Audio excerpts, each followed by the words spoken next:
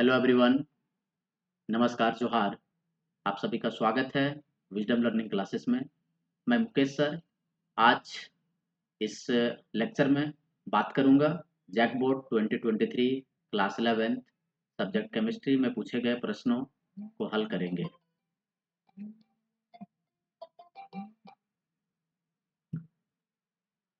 आज का लेक्चर आप लोगों के लिए बहुत ही फायदेमंद होगा। आप वीडियो के अंत तक बने रहेंगे। आप नए नए कॉन्सेप्ट और क्वेश्चंस अप्रोचिंग को आप सीखेंगे। आइए देखता हूँ जैक बोर्ड 2023 क्लास 11th में पूछे गए प्रश्न। जैसा कि आपको पता होगा कि क्लास 11th में टोटल क्वेश्चंस आपके पास मल्टीपल चॉइस क्वेश्चंस आएंगे जो 40 होंगे और फुल मार्क्स आपका 40 होगा। प्रत्येक क्वेश्चन पे आपको 1 मार्क्स मिलेंगे और कोई भी नेगेटिव मार्किंग यहाँ पे नहीं है। मीन्स यदि आप गलत उत्तर को भी आप सर्कल करते हैं तो आपका कोई भी मार्क्स नहीं कटेगा। देखिए फर्स्ट क्वेश्चन से आपका SI unit of temperature is,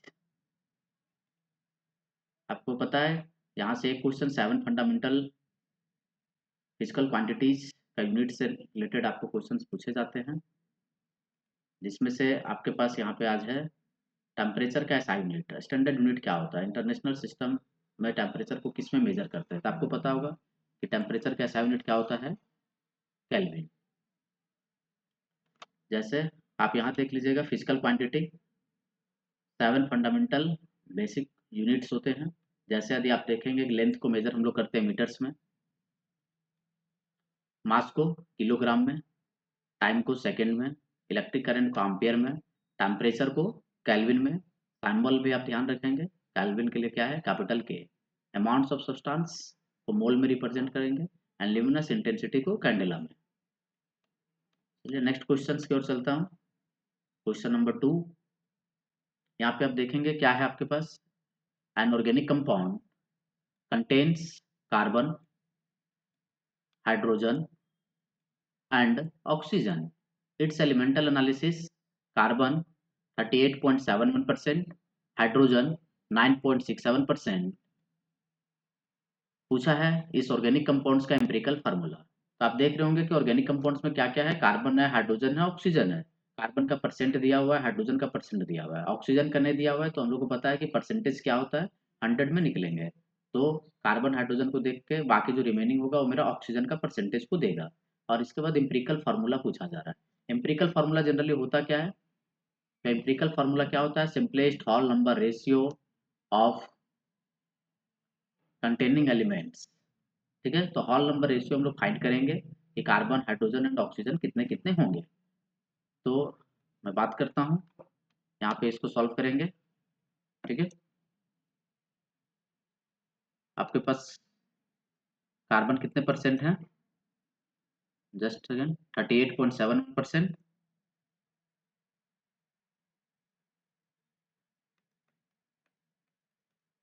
hydrogen कितने परसेंट है? 9.67%।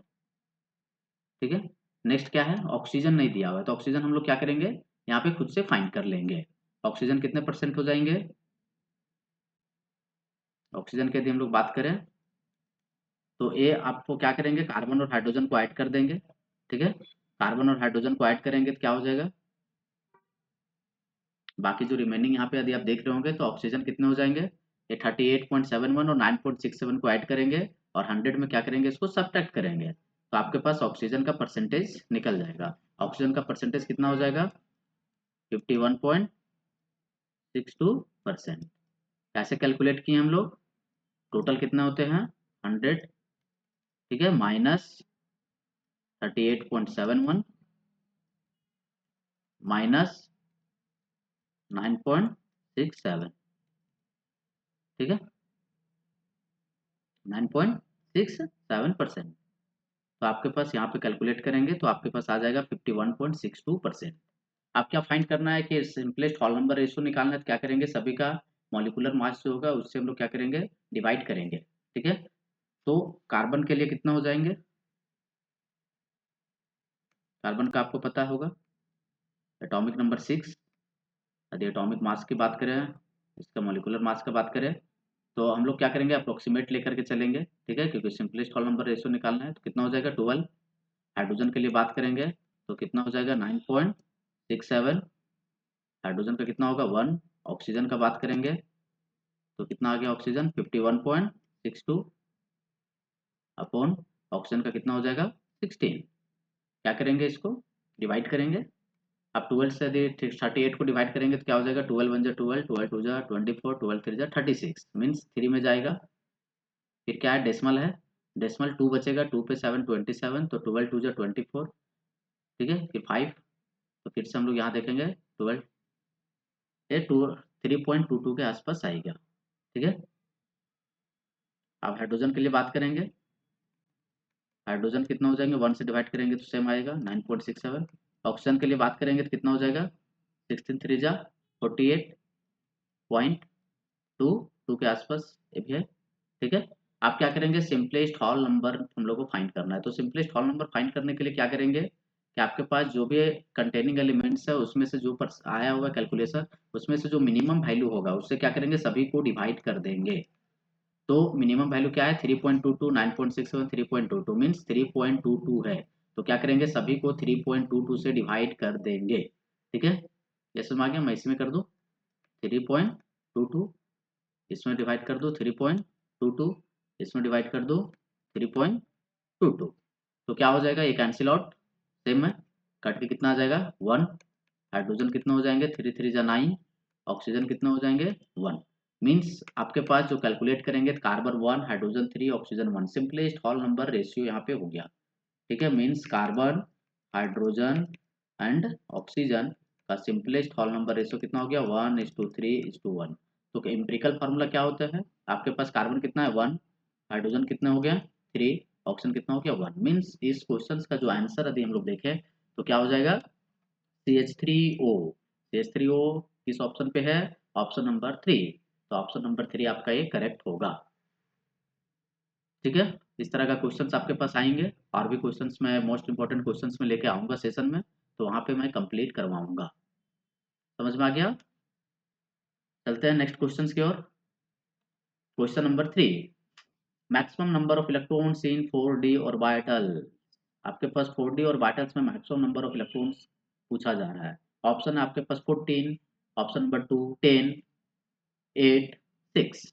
तो आपको पता होगा कि 4D ऑर्बिटल्स में यदि हम लोग बात करें तो 4D सबसेल की बात करते हैं, ठीक है। तो आपके पास केवल डी सबसेल हो या फिर 4D सबसेल हो, 3D सबसेल हो, ठीक है, या फिर 5D सबसेल हो। तो डी सबसेल में क्या होता है कि आपके पास पढ़े होंगे कि डी सबसेल में 5 ऑर्बिटल्स होते हैं। आपने इस तरह से जब इलेक्ट्रॉनिक कॉन्फ़िगरेशन पढ़े होंगे तो इस तरह का बॉक्स बना बना करके भी आप लोगों ने देखे थे। क्या हुआ था 5 एक एक ऑर्बिटल्स होते हैं, ठीक है 5, क्योंकि डी में एल इजिक्वल टू कितना होगा 2 हो जाएगा। एम एल का वैल्यू हम लोग निकालेंगे तो वहां से क्या होता है तो ऑर्बिटल्स के बारे में जानकारी मिल जाती है। मैं थोड़ा सा क्वांटम नंबर की ओर चलता हूँ। यदि आपके पास डी है तो डी में आपके पास क्या होते हैं, डी की बात करें तो एल का वैल्यू कितना हो जाएगा 2 आ जाएगा। तो आपके पास एम एल का वैल्यू मैग्नेटिक क्वांटम नंबर का वैल्यू जो होगा वो कितना हो जाएगा -2, -1, 0, +1, +2, मीन्स आपके पास कितना आ गया 5 वैल्यू आ गया। मीन्स आपके पास 5 तरह का ओरिएंटेशन होता है जहाँ पे डी ऑर्बिटल्स हम लोग बोलते हैं, ठीक है। एक एक ओरिएंटेशन एक एक ऑर्बिटल्स को बताएगा, जहाँ पे हम लोग नाम इसका लिखते हैं हम लोग DXY। डी सबसेल में कौन कौन से ऑर्बिटल्स होते हैं DXY, DYZ, DXZ, DX² minus Y² and DZ²। और एक एक ऑर्बिटल में हम लोग को पता है कि मैक्सिमम कितने इलेक्ट्रॉन्स होते हैं एक ऑर्बिटल्स में, तो दो दो इलेक्ट्रॉन्स होते हैं विद अपोजिट स्पिन, ये आपने पढ़ा होगा। तो एक एक ऑर्बिटल्स में दो दो, 2 4 5 से ज्यादा हम लोग बना दिया ना। ओके, यहाँ पे मैं इरेज कर लेता हूँ।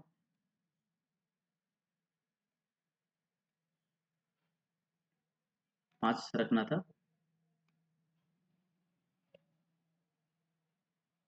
ठीक है, ये आपका हो गया। तो एक एक ऑर्बिटल्स में कितने हो जाएंगे दो दो, तो मैक्सिमम इलेक्ट्रॉन्स कितने हो जाएंगे यहाँ पे 10 हो जाएगा। तो डी सबसेल में जो होगा वो मैक्सिमम ऑर्बिटल इलेक्ट्रॉन्स कितने हो जाएंगे 10 होगा। तो जो 10 होगा वो यहाँ पे क्या होना चाहिए था, एक्चुअल जो क्वेश्चन है उसके अकॉर्डिंग यहाँ पे 4D सबसेल होना चाहिए था, जो ऑप्शन आपके पास दिया हुआ है। जो ऑप्शन दिया हुआ है उसके अकॉर्डिंग क्या होना चाहिए था, क्वेश्चंस में 4D सबसेल होना चाहिए, क्योंकि डी सबसेल में मैक्सिमम इलेक्ट्रॉन्स 10 होंगे। और यदि ऑर्बिटल्स की बात करें तो एक ऑर्बिटल्स में कितने इलेक्ट्रॉन्स होते हैं, मैक्सिमम 2 ही इलेक्ट्रॉन्स होते हैं। तो यहाँ पे 2 ऑप्शन नहीं है, इसलिए हम लोग 10 लगा सकते हैं। बट यदि 2 रहता ऑप्शन में तो जो मोस्ट अप्रोप्रिएट आंसर होता वो हमारा 2 होता इस क्वेश्चन के अकॉर्डिंग 4D ऑर्बिटल्स का। ओके, नेक्स्ट क्वेश्चन की ओर चलता हूँ। Question number 4, which of the following is correct electronic configuration of chromium. Chromium का क्या बताया गया है, इलेक्ट्रॉनिक कॉन्फ़िगरेशन। यहाँ पे क्वेश्चंस में ही क्रोमियम का क्या है दिया हुआ है, एटॉमिक नंबर। यदि नहीं दिया हुआ है तो आप लोग ध्यान रखेंगे कि एटॉमिक नंबर के साथ याद करेंगे एलिमेंट को, तो वहाँ पे आपको इलेक्ट्रॉनिक कॉन्फ़िगरेशन लिखने में सहूलियत होगी। तो इलेक्ट्रॉनिक कॉन्फ़िगरेशन हम लोग लिखते हैं कैसे हैं, इलेक्ट्रॉनिक कॉन्फ़िगरेशन में क्या होता है, इलेक्ट्रॉन का डिस्ट्रीब्यूशन लिखता हूँ इन डिफरेंट सबसेल में। ठीक है, जैसे फर्स्ट में हम लोग बात करें 1s 2s, above principles building जो होता है उसके अकॉर्डिंग हम लोग चलेंगे, एनर्जी ऑर्डर को फ्लो करेंगे। और दूसरी क्या होता है कि यदि आप किसी यदि एलिमेंट है जिसका एटॉमिक नंबर बहुत ज़्यादा है तो वहाँ पे क्या करते हैं कि उसके इलेक्ट्रॉनिक कॉन्फिगरेशन को थोड़ा शॉर्ट फॉर्म में बनाने के लिए हम लोग क्या करते हैं, उसका जो नियरेस्ट नोबल गैस होता है, ठीक है, उससे पहले वाला उसका इलेक्ट्रॉनिक कॉन्फिगरेशन को हम लोग लिख देता हूँ। तो जैसे यहाँ पे आप देख रहे होंगे आर्गन आर्गन आर्गन नियम, तो यहाँ पे क्या है, नोबल गैस को इन्वॉल्व किया गया। तो आपके पास पता होगा कि नोबल गैसेस में कौन कौन से आ जाएंगे आपके पास। हम्म, नोबल गैस की बात करें हम लोग तो क्या हो जाएगा, हीलियम, नियॉन, आर्गन, फिर यहाँ पे क्या होगा, क्रिप्टन और जेनो। तो यहाँ पे क्या होगा कि एटॉमिक नंबर इसका कितना होता है 2, नियॉन का कितना हो जाएगा 10, आर्गन का कितना हो जाएगा 18, क्रिप्टन का कितना हो जाएगा 36। तो होता क्या है कि यहाँ पे 24 है, तो 24 से पहले वाला जो नोबल गैस होगा वो मेरा क्या है, आर्गन है। तो इसका इलेक्ट्रॉनिक कॉन्फिगरेशन में हम लोग क्या करेंगे, आर्गन को इन्वॉल्व करेंगे। ठीक है, यहाँ पे क्या है ऑप्शन में, एक ऑप्शन में नियॉन भी है, तो नियॉन आपका क्या हो जाएगा, कैंसिल हो जाएगा। अब यदि आप आर्गन को लिख देते हैं तो आपके पास 18 इलेक्ट्रॉन्स तक का इलेक्ट्रॉनिक कन्वर्शन हो जाता है। ठीक है, आर्गन यदि आप लिख रहे हैं तो मीन्स आपके पास क्या हो गया, 18 इलेक्ट्रॉन को आपने फिलअप कर दिए हो। 18 इलेक्ट्रॉन फिलअप करने का मतलब क्या हो जाएगा, 1s 2s 2p 3s and 3p, 3p तक का इलेक्ट्रॉन्स फिलअप हो गया। आपके पास आगे क्या हो जाएगा, ऑर्डर को यदि आप देखेंगे तो 4s और क्या बचेगा 3d।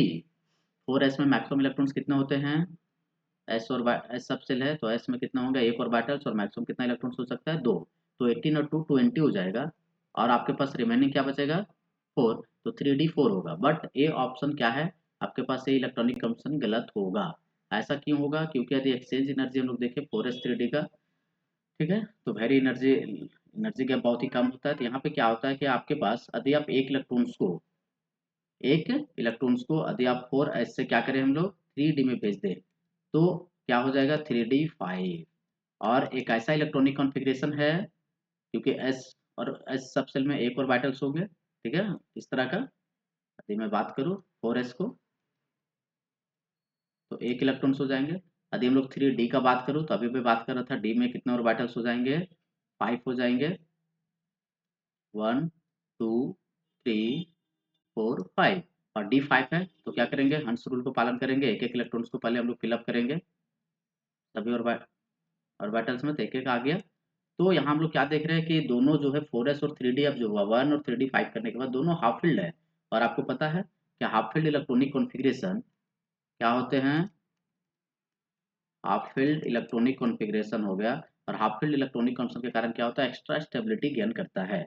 इसलिए हम लोग क्या करेंगे 4s 3d4 को इलेक्ट्रॉनिक कॉन्फ़िगरेशन को ना लिख करके हम लोग क्रोमियम का क्या करेंगे, आर्गन 4s1 3d5, ये आपका करेक्ट आंसर होगा। जो आपका ऑप्शन किसमें दिख रहा है 4s1 3d5, ऑप्शन नंबर 3। तो इसका आंसर क्या हो जाएगा, ऑप्शन नंबर 3। समझ गया। एक और इसका इंपॉर्टेंट क्वेश्चन है आपके पास, कॉपर का आता है, तो आप ट्राई कर लेंगे। नेक्स्ट क्वेश्चन की ओर चलता हूँ। क्वेश्चन नंबर 5 फिजिकल, आपके पास एटॉमिक स्ट्रक्चर का है क्वेश्चन। यहाँ पे क्या पूछा जा रहा है कि the de Broglie wavelength of a tennis ball of mass 60 gram. ठीक है, एक टेनिस बॉल है जिसका मास कितना है 60 ग्राम है, moving with a velocity of 10 metre per second. कितने वेलोसिटी से मूव कर रहा है, 10 metre per second approximately. Means आपके पास क्या फाइंड करना है, डी ब्रॉगली वेवलेंथ। तो डी ब्रॉगली इक्वेशंस से क्वेश्चंस है, तो डी ब्रॉगली इक्वेशंस में हम लोग आते हैं। ठीक है, इसको सॉल्व करता हूँ। जो जो गिवन डाटा है आप वो गिवन डाटा को लिखेंगे। सबसे फर्स्ट आपके पास क्या दिया हुआ है, निकालना क्या है आपके पास, डी ब्रोगली वाइब्रेंस, सैम्पल क्या होगा, लैम्डा का वैल्यू निकालना है। आपके पास क्या है, मास दिया हुआ है कितने ग्राम है, 60 ग्राम। वेलोसिटी दिया हुआ है कितने हैं, 10 मीटर पर सेकेंड। ठीक है, तो डी ब्रोगलीज इक्वेशंस क्या कहता है, लैम्डा इक्वल टू, ये आपको पता होनी चाहिए, कॉन्सेप्ट में आएंगे तो वहां पे भी मैं एक बार डिस्कस करूंगा। लैम्डा इक्वल टू क्या होगा, एच बाय पी होता है, और यहाँ पे पी के जगह पे हम लोग क्या, ओह सॉरी, पी के जगह पे हम लोग क्या लिखेंगे, मैं दोनों लिखना चाह रहा था, एच बाय एम बी, और एक होता है एच बाय पी। ठीक है, तो यहाँ पे हम लोग को एम और भी के टर्म्स में दिया हुआ है, इसलिए एच बाय एम भी लिखेंगे। अब इस पे क्या करेंगे, हम लोग वैल्यू को पुट करेंगे। यहाँ पे यदि आप एच का वैल्यू को आप याद करके जाएंगे, बट आपके पास इस क्वेश्चन में हिंट कर दिया है कि प्लैंक्स कांस्टेंट इसको बोलते हैं, इसका वैल्यू है 6.63 इंटू 10⁻⁻34 जूल सेकेंड। तो आप इसका वैल्यू को लिख लेंगे। आप इसके भरोसे नहीं जाएंगे एग्जाम में कि हर समय लिखा हुआ ही मिलेगा। कभी कभी क्या होता है कि ये प्लैंक्स कांस्टेंट वगैरह का वैल्यू नहीं दिया हुआ रहेगा, तो वहाँ पे आपको खुद से सॉल्व करना होगा, वहाँ पे आपको पुट करना होगा डाटा जूल सेकेंड। ये पुट कर दिया मैंने, प्लैंक्स कांस्टेंट का वैल्यू, एम का वैल्यू क्या है 60 है, ग्राम है, और भी का वैल्यू क्या है 10 मीटर पर सेकेंड। ठीक है, अब क्या है कि यहाँ पे क्या होता है कि फिजिकल में जब भी इस तरह का न्यूमेरिकल्स आएगा तो आपके पास क्या करना है, यूनिट कन्वर्जन आपने पढ़े होंगे बेसिक कंसेप्ट में। तो यूनिट कन्वर्जन बहुत इंपॉर्टेंट होता है कि जो आपके पास यूनिट है वो यूनिट कैंसिल आउट होनी चाहिए, और जिस यूनिट में आपका वैल्यू फाइंड करने बोला गया उस यूनिट में इसका वैल्यू वो फाइंड करेंगे। किस वैल्यू में निकालना है, जो आपके पास आंसर है वो आपके पास मीटर के टर्म्स में है, मीन्स आपको मीटर के टर्म्स में लेके आना है। तो ये वेलोसिटी मीटर्स के टर्म्स में है, तो आपके पास ये जूल दिख रहा है ना, ये जूल को क्या करेंगे हम लोग, चेंज करेंगे, जूल के जगह पे हम लोग इसका जो अपना स्टैंडर्ड यूनिट होता है उस टर्म्स को हम लोग यहाँ पे लिखेंगे। ठीक है, क्या हो जाएगा,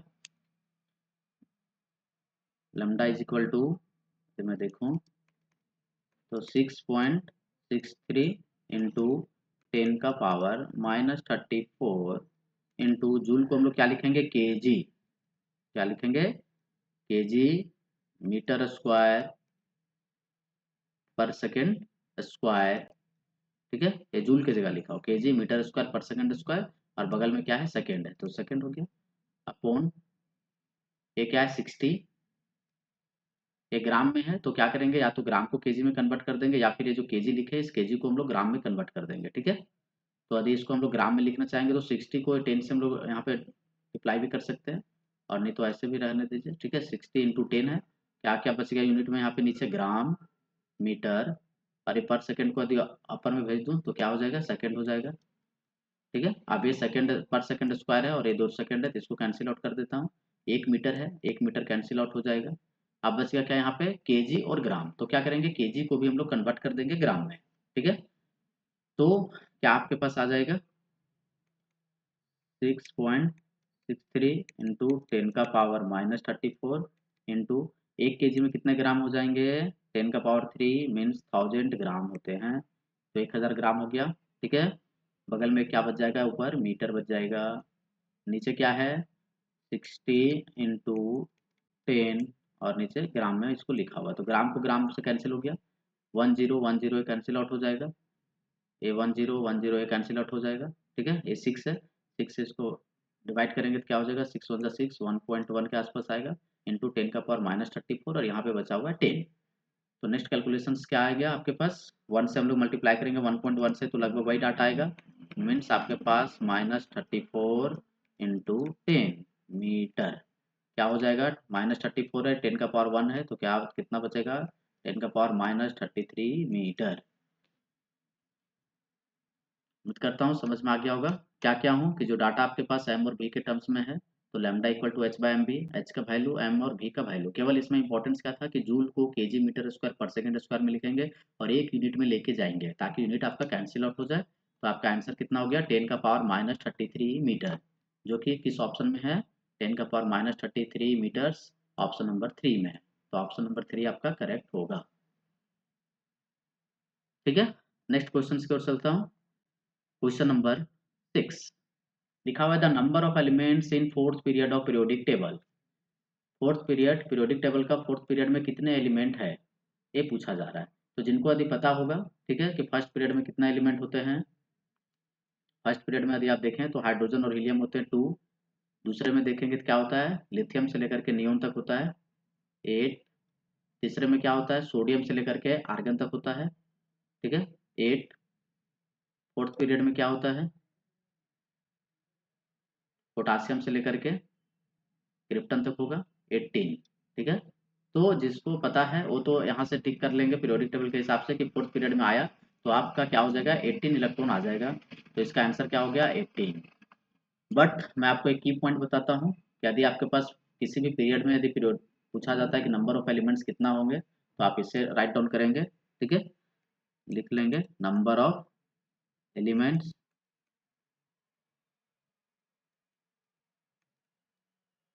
इन nth पीरियड। एन के जगह आपके पास कुछ भी क्वेश्चंस पूछा जाएगा कि किसी भी पीरियड में, जैसे फिक्स पीरियड हो, सिक्स पीरियड हो, तो कितने एलिमेंट होंगे, ठीक है। तो इसमें ध्यान देना है कि जिस पीरियड के बारे में आपके पास पूछा जा रहा है कि एन क्या है, यदि एन आपके पास इवन है, एन क्या है, इवन है, तो जो नंबर होगा एलिमेंट का वो कितना हो जाएगा, n+2 का होल स्क्वायर अपॉन 2। जैसे यहाँ पे किसके बारे में पूछा जा रहा था, एन का वैल्यू 4, कि फोर्थ पीरियड के लिए बात करेंगे, तो यदि n इज इक्वल टू 4 बात करेंगे तो क्या हो जाएगा, इवन है, तो नंबर ऑफ एलिमेंट्स कितना हो जाएंगे, 4+2 का होल स्क्वायर अपॉन 2। 4+2 कितना हो जाएंगे, 6, 6 का स्क्वायर अपॉन 2, 6 का स्क्वायर कितना हो जाएगा, 36 अपॉन 2, 36 अपॉन 2 कितना हो जाएगा, डिवाइड करेंगे तो 18, तो 18 इलेक्ट्रॉन हो गया, ठीक है। यदि आपके पास 2, 4, 6 इस पीरियड में यदि पूछा जाए तो इस तरह से हम लोग निकाल सकते हैं। और यदि एन आपके पास ओड हुआ, जो पीरियड नंबर है वो क्या है, ओड है, जैसे कि first period, third period, fifth period में यदि पूछा जाएगा, तो वहाँ पे जो नंबर ऑफ एलिमेंट होंगे वो कितने हो जाएंगे, n+1 का होल स्क्वायर अपॉन 2। जैसे यदि आपके पास फिफ्थ पीरियड पूछा जाता है, तो फिफ्थ पीरियड में यहाँ क्या करेंगे, 5 पुट करेंगे +1, 6 का होल स्क्वायर बाई 2, तो यहाँ इसका भी आंसर होता है 8, ठीक है। चलता हूँ नेक्स्ट, इनको राइट डाउन करना हो लिख लेंगे कि number of element in nth period. Easy question है। नेक्स्ट क्वेश्चन की ओर बढ़ता हूँ। Question number 7, ionic radii of N3-O2-F- flow the order. आपके पास क्या करना है, आयनिक रेडियाई का ऑर्डर बात कर रहा है। तो हम लोग को पता है कि आयनिक रेडियाई जो होता है वो किस चीज़ों पे डिपेंड करेगा, किस तरह का वेरिएशन होता है। आयनिक रेडियस की यदि हम लोग बात करें तो किसके प्रोपोर्शनल होते हैं, E/Z। ई का मतलब क्या हो जाएगा, number number of electron charge यहाँ पे, ठीक है, और by Z means atomic number. और यदि ये आइसो इलेक्ट्रॉनिक स्पीसीज हुआ, क्या है, आइसो इलेक्ट्रॉनिक स्पीसीज होगा, आपको पता होगा आइसो इलेक्ट्रॉनिक स्पीसीज किसको बोलेंगे, वैसे स्पीसीज जिसमें क्या है, नंबर ऑफ इलेक्ट्रॉन सेम होंगे, आइसो,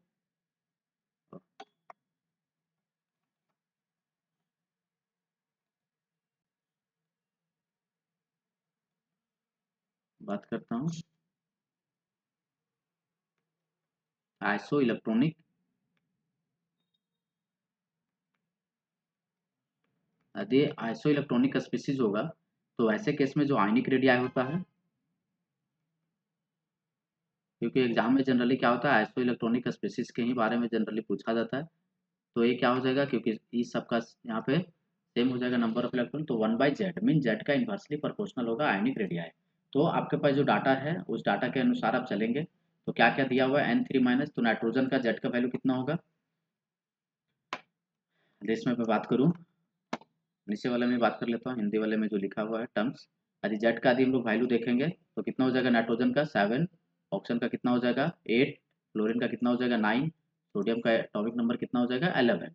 यदि नंबर ऑफ इलेक्ट्रॉन्स की यदि हम लोग बात करेंगे तो 7 है, 3 माइनस है मीन्स 3 इलेक्ट्रॉन गेन किया है, तो कितना हो जाएगा 10 इलेक्ट्रॉन, ठीक है। ऑक्सीजन 8 है, 2 माइनस लिखा हुआ है मीन 2 इलेक्ट्रॉन गेन किया है, तो ये भी कितना हो जाएगा 10।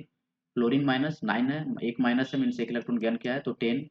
सोडियम पे प्लस है मीन्स 1 इलेक्ट्रॉन लूज किया है, तो 11 में 1 इलेक्ट्रॉन लूज करेगा तो 10। तो यहाँ पे क्या देखें कि सभी में नंबर ऑफ इलेक्ट्रॉन्स क्या है, सेम है, मीन्स ये आपका क्या हो जाएगा, आइसो इलेक्ट्रॉनिक स्पीसीज हो जाएगा। यदि ये आइसो इलेक्ट्रॉनिक स्पीसीज है तो आयनिक रेडिया क्या होगा, जेड का इन्वर्सली प्रोपोर्शनल होगा, मीन्स जिसका जेड का वैल्यू कम होगा उसका आयनिक रेडियाई ज्यादा होगा। तो यहाँ पे किसका जेड का वैल्यू कम है, एन का, उससे कम ऑक्सीजन, उससे कम फ्लोरीन, उससे कम सोडियम प्लस। तो यहाँ पे ए आयंस का सीरीज है दिया हुआ, ऑप्शन नंबर 1। तो आपका करेक्ट ऑप्शन होगा ऑप्शन नंबर 1। नेक्स्ट क्वेश्चन की ओर चलते हैं। Question number 8, alkali metals in each period है। बताना है कि जो पीरियोडिक टेबल में जो अल्कली मेटल्स होते हैं अपने पीरियड में उसका क्या है। तो अल्कली मेटल किसको बोलते हैं हम लोग? अल्कली मेटल का मतलब क्या हो गया कि आपके पास 1A ग्रुप, ठीक है, मीन्स आपके पास जो ग्रुप नंबर 1 है, 1 ग्रुप में जो भी एलिमेंट है वो मेरा क्या है? अल्कली मेटल्स है, ठीक है। ग्रुप नंबर 1 का मतलब क्या क्या है आपके पास? लिथियम, सोडियम, पोटासियम, ठीक है, रुबिडियम, सीजियम। तो ये आपके पास क्या होगा? अल्कली मेटल्स का ये सीरीज होगा, ठीक है। तो बोल रहा है कि अल्कली मेटल जो था अपने पीरियड में, मीन से पीरियड नंबर 2, 3, पीरियड नंबर 4, अपने पीरियड में इसका क्या चीज सही है? ऑप्शन 4 में से, जिसमें बोल रहा है स्मॉलेस्ट रेडियस। तो आपको पता है कि पीरियड में यदि हम लोग लेफ्ट टू राइट यदि हम लोग चलते हैं, लेफ्ट टू राइट यदि हम लोग किसी भी पीरियड का यदि हम लोग बात कर ले, लेफ्ट टू राइट, तो लेफ्ट टू राइट में क्या होगा? रेडियस क्या होता है? डिक्रीज करते जाता है। यदि रेडियस डिक्रीज कर रहा है, ठीक है, मीन्स आपके पास क्या है? ये क्या इसका स्मॉलेस्ट रेडियस होगा नहीं ना, क्योंकि इसका राइट साइड जाएंगे तो वैसे वैसे और डिक्रीज करेगा रेडियस। तो ये ऑप्शन गलत हो गया।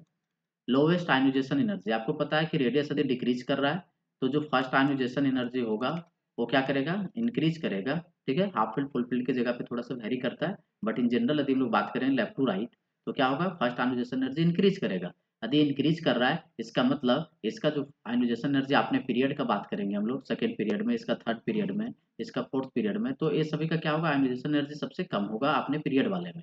इसलिए ऑप्शन क्या है आपका? करेक्ट है। और 3 पे लग रहा है 2 है, ठीक है। तो ऑप्शन नंबर 2 जो होगा वो मेरा क्या होगा? करेक्ट होगा, ठीक है। थर्ड तो होगा नहीं, हाईएस्ट है, उसका जस्ट अपोजिट है। एंड हाईएस्ट इलेक्ट्रोनेगेटिविटी, तो इलेक्ट्रोनेगेटिविटी भी क्या होता है? लेफ्ट टू राइट डिक्रीज करता है, इंक्रीज करता है, सॉरी। तो आपके पास क्या हो गया? इसका करेक्ट ऑप्शन सेकेंड। नेक्स्ट की ओर चलता हूँ, question number 9, dipole moment of BeCl2। यदि आपके पास डायपोल मोमेंट का क्वेश्चन यदि आता है कि डायपोल मोमेंट्स क्या होगा, तो आप ध्यान रखेंगे कि डायपोल मोमेंट से पहले आपके पास क्या होगा कि जिस मॉलिक्यूल्स के बारे में आपको पूछा जा रहा है उस मॉलिक्यूल्स का आप शेप का हम लोग कैलकुलेट करेंगे। तो इसमें क्या होगा कि शेप निकालने के लिए, आप अरेंजमेंट निकालने के लिए नंबर ऑफ हाइब्रिड ऑर्बिटल निकाल सकते हैं। तो नंबर ऑफ हाइब्रिड ऑर्बिटल क्या होगा? सिग्मा बॉन्डेड और इलेक्ट्रॉन्स लोन पेयर जो होता है उससे हम लोग कैलकुलेट कर सकते हैं। या फिर एक दूसरा फॉर्मूला होता है 1/2 total number of valence electron of central item plus monovalent item, ठीक है। और चार्ज को हम लोग देखते हैं। तो यहाँ पे BeCl2 का यदि हम लोग बात करें तो बेरिलियम है, वैलेंस शेल में कितना है? 2 इलेक्ट्रॉन्स है, और दोनों इलेक्ट्रॉन्स क्या है? क्लोरीन के साथ बॉन्डेड है, ठीक है। इसका एक्चुअल स्ट्रक्चर शेप भी हम लोग देखें तो इसका क्या होता है? लिनियर ही होता है, ठीक है। तो यहाँ पे क्या होगा? BeCl2 शेप लिनियर है, ये ध्यान रखेंगे, कैलकुलेट करने के लिए सिखाएंगे अभी आगे। तो क्या होगा कि बेरिलियम और क्लोरीन है, ये पोलर बॉन्ड होगा, इसका पोलर बॉन्ड है तो इसका डायपोल मोमेंट वेक्टर किधर होगा? क्लोरीन ज़्यादा इलेक्ट्रोनेगेटिव है तो इस साइड में। इसके बाद क्या है कि ये बेरिलियम और बोरोन का यदि बात करेंगे तो क्या है? क्लोरीन ज़्यादा इलेक्ट्रोनेगेटिव है तो इसका डायपोल मोमेंट वेक्टर है। दोनों डायपोल मोमेंट वेक्टर क्या है? अपोजिट डायरेक्शन में। तो वेक्टर एडिशन लॉ के अकॉर्डिंग यदि हम लोग देखें तो इसमें डायपोल मोमेंट क्या हो जाएगा? कैंसिल आउट कर देगा एक दूसरे को, तो कितना हो जाएगा? जीरो हो जाएगा। Means a non polar molecules होगा, डायपोल मोमेंट जीरो। किसमें लिखा हुआ है? Option number 3। ऑप्शन नंबर 3 आपका करेक्ट होगा। नेक्स्ट क्वेश्चन की ओर चलता हूँ। Question number 10, number of sigma and pi bonds in propyne. तो फर्स्ट आप क्या करेंगे कि आपके पास स्ट्रक्चर नहीं दिया हुआ है तो इस प्रोपाइन का स्ट्रक्चर बनाएंगे। लास्ट में आप देख रहे हैं सफिक्स क्या है? वाइन है, मीन्स अल्काइन ग्रुप से है। प्रोप है मीन्स कार्बन नंबर 3 है, मीन्स 3 कार्बन का आपको अल्काइन का ड्रॉ करना है फिगर। तो क्या हो जाएगा? 3 कार्बन का यदि आप ड्रॉ करेंगे तो 1, 2 और ए 3। वाइन है इसलिए क्या होगा? ट्रिपल बॉन्ड किसी भी 2 कार्बन के बीच आप लगाएंगे। यदि मैं इस कार्बन के बीच लगा दूं कार्बन कार्बन ट्रिपल बॉन्ड, आप सभी वैलेंसी को क्या करेंगे? आप हाइड्रोजन से बैलेंस करेंगे तो 4 होना चाहिए। इसमें कितना है? 3 और 1, 4 इसका है। अब इसमें देखेंगे 1 है तो 3 इसका क्या करेंगे हम लोग? वैलेंसी को हाइड्रोजन से बैलेंस करेंगे, क्योंकि एक हाइड्रोकार्बन है इसलिए हाइड्रोजन हाइड्रोजन ऐड करेंगे। आपको पता होगा कि कभी भी 2 एटम यदि बॉन्डेड है तो फर्स्ट क्या होगा? वहाँ पे सिग्मा बॉन्ड ही बनता है और उसके बाद जो बनेगा वो पाई बॉन्ड बनेगा। तो आपके पास सिग्मा बॉन्ड कौन कौन से हो जाएंगे? ए आपके पास दिख रहा है, ये आपका सिग्मा बॉन्ड है हाइड्रोजन वाला, ए आपके पास सिग्मा बॉन्ड है, ए आपके पास सिग्मा बॉन्ड है, ए आपके पास सिग्मा बॉन्ड है। इसमें 3 बॉन्ड है तो 3 बॉन्ड में क्या हो जाएगा? एक सिग्मा है और यहाँ पे 2 क्या है? पाई है, ये आपके पास क्या है, सिग्मा है। तो सिग्मा बॉन्ड टोटल कितने हो जाएंगे, 1 2 3 4 5 और ये 6, मीन्स आपके पास 6 सिग्मा बॉन्ड है। कितने हैं, 6 सिग्मा बॉन्ड है। और यदि ये 6 सिग्मा बॉन्ड है और पाई बॉन्ड का बात करें कितना है, 2 पाई बॉन्ड है। तो 6 सिग्मा 2 पाई किस में है, option number 1, option number 1 correct हो जाएगा। ठीक है, नेक्स्ट क्वेश्चन की ओर चलता हूँ, question number 11। According to VSEPR theory the geometry of BRF5, BRF5 का क्या करना है, ज्योमेट्री आपको पूछा जा रहा है। तो आप क्या करेंगे, इस तरह का क्वेश्चंस को सॉल्व करने से पहले आप क्या करेंगे, number of hybrid orbitals calculate कर लेंगे कि इसका अरेंजमेंट कैसा हो सकता है, कैसा इसका शेप होगा। Number of hybrid orbitals, number of hybrid orbitals क्या होगा, यहाँ पे ब्रोमीन है, तो आप रफ स्केचिंग में भी यदि आप देखेंगे करना चाहेंगे तो क्या हो जाएगा, एक Br है, लूज स्ट्रक्चर यदि हम लोग बनाते थे तो क्या हो जाएगा, 7 फ्लोरीन आइटम के साथ ही बॉन्डेड होगा। ठीक है, आपको पता है कि ब्रोमीन के पास वैलेंस शेल में कितना होगा, 7 इलेक्ट्रॉन्स होंगे, तो 5 इलेक्ट्रॉन्स क्या हो जाएगा, फ्लोरीन के साथ बॉन्डेड हो जाएगा, और 2 इलेक्ट्रॉन्स आपके पास यहाँ नॉन बॉन्डेड बचेगा, मीन्स 1 लोन पेयर आपके पास रहेगा।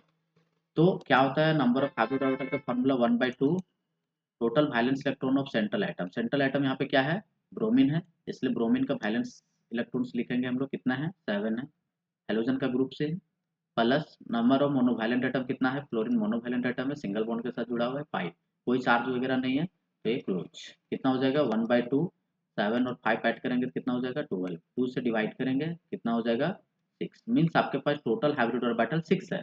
अब हाइब्रिड ऑर्बिटल यदि 6 है तो इसका हाइब्रिडाइजेशन क्या क्या हो जाएगा,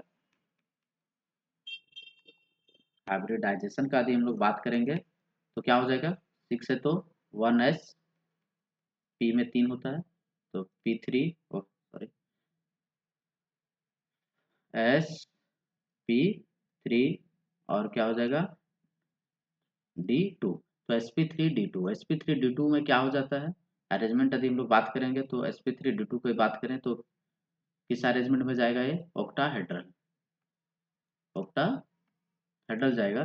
तो ऑक्टाहेड्रली इसको अरेंज करेंगे हम लोग, ठीक है, ऑक्टाहेड्रली अरेंज करेंगे तो क्या हो जाएगा, ऑक्टाहेड्रल में आपने पढ़ा होगा कि Br है, क्या करेंगे, 1 2, ये प्लेन में रहता है स्क्वायर प्लेन के जैसा, ठीक है, 4 हो गया, एक अपर 5, और एक क्या बच गया था, एक लोन पेयर बच गया था, तो ए हो गया। तो इस तरह का इसका क्या हुआ, अरेंजमेंट हो। तो आप इसका ज्योमेट्री पूछा जा रहा है तो क्या हो जाएगा, यदि हम लोग देखें, ठीक है, एक्चुअली यहाँ पे इस तरह से यदि हम इसको बॉन्डेड कर ले, बॉन्ड बना ले इस तरह का, फ्लोरीन फ्लोरीन फ्लोरीन फ्लोरीन, तो क्या बन जाएगा, ये स्क्वायर बन जाएगा, ठीक है। और स्क्वायर के साथ यहाँ पे हम लोग को क्या नजर आएगा, ये पिरामिड नजर आएगा, ठीक है, मीन्स आपके पास क्या होगा, स्क्वायर पिरामिड टाइप का स्ट्रक्चर आपको देखने को मिलेगा, ठीक है, स्क्वायर पिरामिड। तो यहाँ पे स्क्वायर पिरामिड इसका करेक्ट ऑप्शन होगा। स्क्वायर पिरामिडल किस में है, option number 1, option number 1 correct होगा। यदि कोई लिख रहे होंगे तो लिख सकते हैं। नेक्स्ट क्वेश्चन की ओर बढ़ता हूँ, question number 12, the hybridisation of phosphorus in PCl5, अभी हम लोग कैलकुलेट किया, तो क्या हो जाएगा, फास्फोरस का दे हाइब्रिडाइजेशन फाइंड करना, means number of hybrid orbital calculate करना है। क्या हो जाएगा, number of hybrid orbitals, number of hybrid orbitals equal to 1/2 valence central atom, central atom यहाँ पे कौन सा होगा, फास्फोरस, फास्फोरस का वैलेंस शेल में कितना इलेक्ट्रॉन्स होंगे, 5, तो 5 प्लस मोनोवैलेंट आइटम कितने हैं, क्लोरीन मोनोवैलेंट है 5, तो कितना हो जाएगा, 1/2, 5 + 5 10, कैंसिल आउट करेंगे, डिवाइड कीजिएगा, 2 5 जा 10, मीन्स कितना हो गया, 5, 5 का यदि हम लोग हाइब्रिडाइजेशन लिखेंगे तो क्या हो जाएगा, sp3, 4 हो गया और एक डी हो गया, तो हाइब्रिडाइजेशन क्या हो जाएगा, sp3d, sp3d कौन सा ऑप्शन में है, option number 2, option number 2 A correct होगा। नेक्स्ट क्वेश्चन की ओर चलता हूँ, क्वेश्चन नंबर 13, बोला जा रहा है, a gas which always gas law at all ranges of temperature and pressure is called, क्या बोलते हैं, वैसा गैस जो क्या करता है कि सभी ताप एवं दाब पर गैस के नियमों का पालन करता है, वैसे गैस को हम लोग क्या बोलते हैं, ideal gas, option number 2। Question number 14, what will be the minimum pressure required to compress 500 decimeter cube of air at 1 bar pressure to 200 decimeter cube at 30 degree centigrade, ठीक है, बोला जा रहा है कि कितने प्रेशर मिनिमम रिक्वायर्ड होगा ताकि 500 डेसीमीटर क्यूब को हम लोग कंप्रेस करके कितने में कन्वर्ट करते हैं, 200 डेसीमीटर क्यूब पे। ठीक है, जो फर्स्ट कंडीशन है उसमें प्रेशर है 1 बार। तो ये इक्वेशन किससे है, प्रेशर वॉल्यूम। ठीक है, प्रेशर वॉल्यूम रिलेशनशिप से बनेगा। तो आपके पास फर्स्ट कंडीशन में क्या क्या दिया हुआ है, प्रेस वॉल्यूम दिया हुआ है, वॉल्यूम आपके पास दिया हुआ है। हाँ, यहाँ पे लिखता हूँ। फर्स्ट कंडीशन का वॉल्यूम कितना है, 500 डेसीमीटर क्यूब। दोनों में यूनिट सेम है इसलिए 500 लिख देता हूँ डेसीमीटर क्यूब। फर्स्ट कंडीशन का प्रेशर कितना है, 1 बार। ठीक है, सेकेंड कंडीशन में क्या है, वॉल्यूम कितने में चला गया वो कंप्रेस करने के बाद, 200 डेसीमीटर क्यूब। पूछा जा रहा है कितने प्रेशर हम लोग यूज किए हैं, मीन्स 1। मीन्स आपके पास क्या है, एक वेसल होगा जिसमें प्रेशर, फिर इसको कंप्रेस करके हम लोग इसमें कन्वर्ट। तो ये प्रेशर वॉल्यूम रिलेशनशिप से क्वेश्चन सॉल्व होंगे। प्रेशर वॉल्यूम रिलेशनशिप क्या कहते हैं, P1 V1 is equal to P2 V2। अब जिसका भी वैल्यू कैलकुलेट करना है उसको क्या करेंगे, सेपरेट करेंगे। P2 का वैल्यू हम लोग को कैलकुलेट करना है इसलिए P2 का वैल्यू को सेपरेट करेंगे। P2 इक्वल टू क्या हो जाएगा, P1 V1, और ये V2 क्या है, इधर मल्टीप्लाई में है तो ये इधर भेज देंगे, क्या हो जाएगा, डिवाइड में। तो आप वैल्यू को पुट करेंगे, वैल्यू को पुट करने के बाद आपके पास प्रेशर निकल जाएगा कितना मिनिमम रिक्वायर्ड हुआ। प्रेशर 1 कितना है, 1 बार। ठीक है, इनटू वॉल्यूम कितना है, 500 डेसीमीटर क्यूब। सेकेंड वॉल्यूम कितना है, 200 डेसीमीटर क्यूब। ठीक है, डेसीमीटर क्यूब तो कैंसिल आउट हो गया, 2020 कैंसिल आउट हो गया। ठीक है, आपके पास कितना आ गया, 5/2 बार। 5/2 बार इसका क्या होगा, करेक्ट आंसर होगा। क्या इस तरह का आंसर नहीं है तो आपके पास क्या करना है, डिवाइड के रूप में लिखा हुआ है डेसिमल में, तो इसको डेसिमल में लिख देंगे, 2.5 बार। 2.5 बार इसका आंसर होगा ऑप्शन नंबर 2। नेक्स्ट क्वेश्चन की ओर चलता हूँ, क्वेश्चन नंबर 15। क्वेश्चन नंबर 15 क्या है, the enthalpies of all the elements in their standard state. Standard state पे किसी भी एलिमेंट्स का एंथैल्पी कितने होते हैं, 0 के इक्वल होते हैं। ठीक है, कॉन्सेप्ट में पढ़े होंगे। क्वेश्चन नंबर 16 कुछ बोला जा रहा था, एंथैल्पीज ऑफ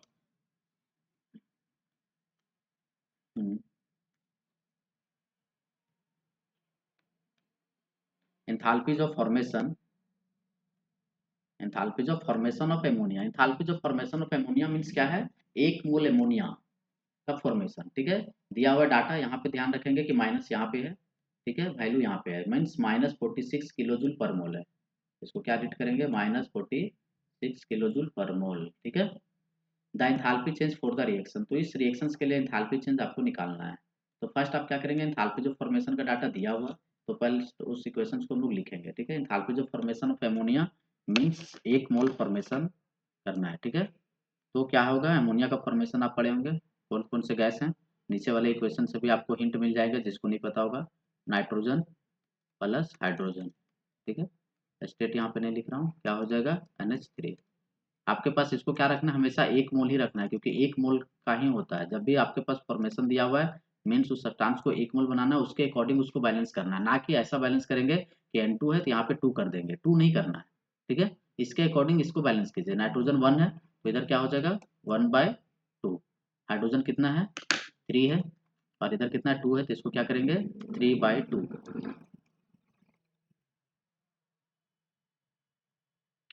3/2 इस इक्वेशंस के लिए आपके पास दिया हुआ है एंथैल्पीज ऑफ फॉर्मेशन मींस इसका एंथैल्पी चेंज आपके पास कितना है, -46 किलो जूल पर मोल। ठीक है, पूरा लिखना चाहेंगे तो ये हो जाएगा -46 किलो जूल पर मोल। ठीक है, आप क्या पूछा है सेकंड कि इस इक्वेशंस के लिए कितना होगा, तो आपको जो इक्वेशन दिया हुआ उस इक्वेशंस को देखेंगे तो NH3 क्या है, लेफ्ट साइड पर आ गया, रिएक्टेंट साइड। तो आप क्या करेंगे, इस रिएक्शंस को रिवर्स कर देंगे। यदि आप इस रिएक्शंस को रिवर्स करेंगे तो क्या होगा, NH3, ठीक है, 1/2 N2 प्लस 3/2 H2 मीन्स क्या किए हैं कि जो आपका इसका रिएक्टेंट था इधर प्रोडक्ट के साइड कर दिए हैं, प्रोडक्ट जो था उसको रिएक्टेंट साइड किए हैं क्योंकि इसी इक्वेशंस में इसी फॉर्मेट वाले को पूछा जा रहा है। तो ऐसे इक्वेशंस के लिए क्या होगा कि जो एंथैल्पी चेंज होगा उसमें क्या करेंगे कि जो डाटा दिया हुआ उसका केवल साइन रिवर्स होगा। ठीक है, तो ये -46 है तो यहाँ पे क्या हो जाएगा, साइन रिवर्स कर देंगे, +46 किलो जूल पर मोल। आप जैसा पूछा जा रहा है वैसे स्ट्रक्चर में इसको लेके जाएंगे। क्या है, NH3 के कोफिशिएंट में देखिए 2 से, मीन्स 2 से मल्टीप्लाई करना है। तो ओवरऑल सभी को क्या करेंगे, 2 से मल्टीप्लाई कर देंगे। इस पूरे ओवरऑल को, ठीक है। यदि इस पूरे ओवरऑल को यदि आप 2 से मल्टीप्लाई कर देते हैं, मतलब इस इक्वेशंस को यदि 2 से यदि आप मल्टीप्लाई कर दिए, तो ये जो डाटा इधर है इसको भी क्या करना होगा, 2 से मल्टीप्लाई करना होगा, ठीक है। तो इसको भी 2 से मल्टीप्लाई कर देना है, इस डाटा को भी, तो आपके पास ओवरऑल इक्वेशंस आ जाएंगे, ठीक है। यदि 2 से यदि इसको मल्टीप्लाई करेंगे तो क्या हो जाएगा, ध्यान देंगे जी, कर्सर के अकॉर्डिंग क्या हो जाएगा, 2 n 3, 2 से मल्टीप्लाई करेंगे तो 2 2 कैंसिल हो जाएगा, क्या बचेगा 1 and 2 2, तो 3h2। अब इधर क्या करेंगे, 2 से मल्टीप्लाई करेंगे तो कितना हो जाएंगे, 46 है तो 92 हो जाएगा, 92 किलो जूल पर मोल, प्लस साइन के साथ है, तो ये आंसर हो गया 92। तो 92 किस में है, ऑप्शन नंबर 2। ध्यान देंगे इसमें प्लस में है, इसमें माइनस में है, ठीक है, इसलिए क्या होगा, सेकेंड ऑप्शन इसका करेक्ट होगा। समझ गए होंगे। नेक्स्ट क्वेश्चन की ओर चलता हूँ। Question number 17। क्वेश्चन नंबर 17 क्या है, एक रिएक्शंस दिया हुआ है, A plus B C plus D plus Q is found to have a positive entropy change. Entropy change कैसा है, पॉजिटिव है। The reaction will be possible at high temperature, possible only at low temperature, not possible at low temperature, possible at any temperature. Means आपके पास क्या पूछा जा रहा है कि रिएक्शन कब स्पॉन्टेनियस होगा, किस कंडीशन पे होगा, ठीक है। तो रिएक्शन स्पॉन्टेनियस के लिए हम लोग कंडीशंस के लिए हम लोग आप पढ़े होंगे गिब्स हेल्महोल्ट्ज इक्वेशन, उससे क्वेश्चंस बनेंगे।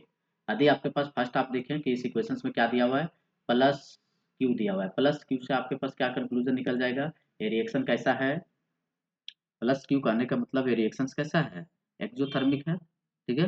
एंथैल्पी चेंज जो होगा वो कैसा होगा, डेल्टा एच का वैल्यू नेगेटिव होगा, ठीक है। दूसरा चीज क्या दिया हुआ है, positive entropy change, means delta H का जो वैल्यू होगा वो क्या है, पॉजिटिव है, ग्रेटर देन 0 है। आपके पास पूछा जा रहा है कि किस टेम्परेचर पे रिएक्शन जो होगा वो स्पॉन्टेनियस होगा, तो स्पॉन्टेनियस का कंडीशंस के लिए क्या करेंगे, डेल्टा जी आपने पढ़ा होगा Gibbs Helmholtz equation, delta G is equal to क्या होगा, delta H minus T delta S. आपके पास क्या दिख रहा है, क्या स्पॉन्टेनियस के लिए कंडीशंस क्या होता है, हम देंगे स्पॉन्टेनियस के लिए कंडीशंस क्या होना चाहिए कि डेल्टा जी क्या हो, नेगेटिव हो। आप डेल्टा एच क्या है मेरे पास, नेगेटिव है, माइनस टी है, डेल्टा एच जो है क्या है मेरा, पॉजिटिव है, ठीक है। तो क्या दिखा जा रहा है, ए भी नेगेटिव है और ये टेम्परेचर भी यहाँ पे नेगेटिव, तो टी के जगह पे इस डाटा हम लोग लो करें, हाई करें, कुछ भी करेंगे, ओवरऑल जो डाटा मेरे पास आएगा वो क्या आएगा, नेगेटिव ही आएगा, क्योंकि टेम्परेचर को यदि हम लोग लो रखेंगे तो भी, हाई रखेंगे तो भी, कोई भी वैल्यू टेम्परेचर की जगह कोई भी वैल्यू यदि हम लोग बात करें तो उस जगह पे भी ओवरऑल मेरे पास क्या आएगा, ए भी नेगेटिव, तो टोटल क्या आएगा, नेगेटिव होगा। और हम लोग को पता है कि डेल्टा जी यदि नेगेटिव है तो रिएक्शंस क्या हो गया, स्पॉन्टेनियस होगा, मीन्स रिएक्शन सकर्स होगा, रिएक्शंस विल बी लिखा है, मीन्स क्या हो जाएगा, किसी भी टेम्परेचर पे रिएक्शन जो होगा वो हो जाएगा, ठीक है। तो possible at any temperature, option number किस में है, 4, ऑप्शन नंबर 4 करेक्ट होगा। चलिए नेक्स्ट क्वेश्चन की ओर।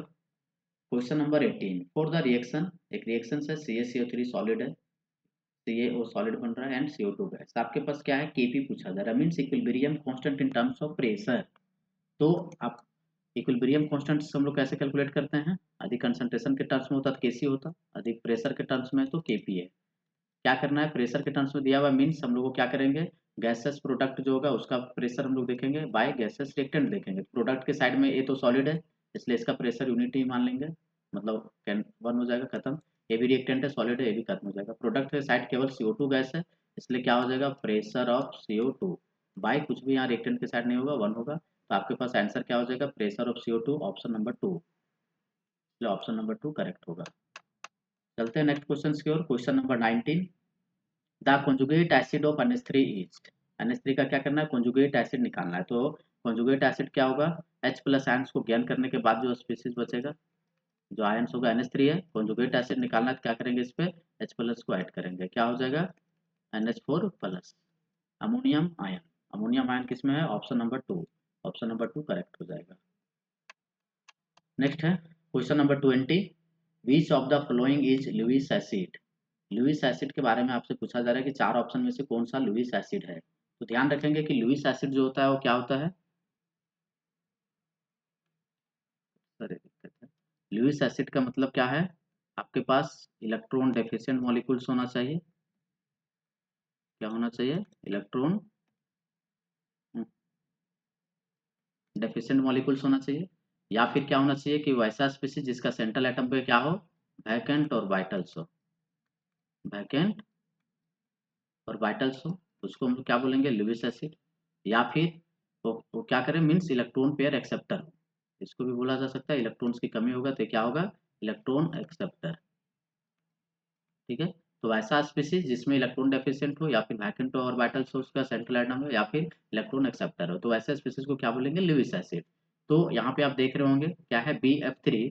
यदि BF3 का लुईस स्ट्रक्चर में भी आप पढ़े होंगे कि लुईस स्ट्रक्चर जब बना रहे होंगे तो इसका इसका वैलेंस शेल में कितना इलेक्ट्रॉन्स होगा, 3 इलेक्ट्रॉन्स। यदि फ्लोरीन के साथ बॉन्डेड है तो आपके पास पता होगा कि फ्लोरीन में कितने इलेक्ट्रॉन्स होते हैं, वैलेंस शेल में 7 इलेक्ट्रॉन्स होते हैं।